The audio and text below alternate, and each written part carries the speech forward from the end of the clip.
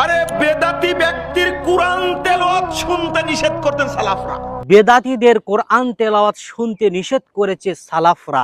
তারা কি কোরআন হাদিসের দলিল?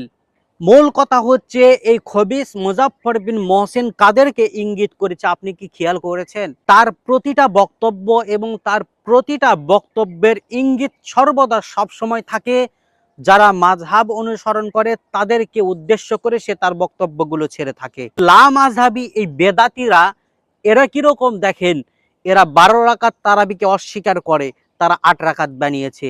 3 রাকাত বেতেরের জায়গায় 1 রাকাত বানিয়েছে। তারা জানাজার নামাজ নিয়ে মানুষদের ভিতরে ফিতনা শুরু করে। বুকের উপর হাত বাঁধার পৃথিবীতে কোনো হাদিস নেই, তারা হাদিস বানিয়েছে।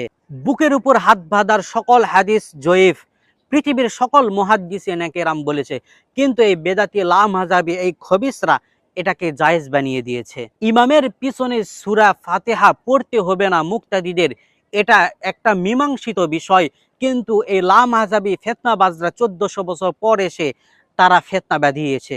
1400 বছর পর এই লা মাযহাবী ফিতনাবাজরা জুমার 2 আজানকে বেদাত বলেছে। এই 1400 বছর পর এসে জুমার খুতবাকে তারা বাংলায় দেওয়া শুরু করে দিয়েছে। এর চাইতে বড় ফিতনা, এর চাইতে বড় বেদাত মনে হয় না পৃথিবীতে আর একটাও আছে। তো এটা হচ্ছে লা মাযহাবী বেদাতীদের ফিতনা।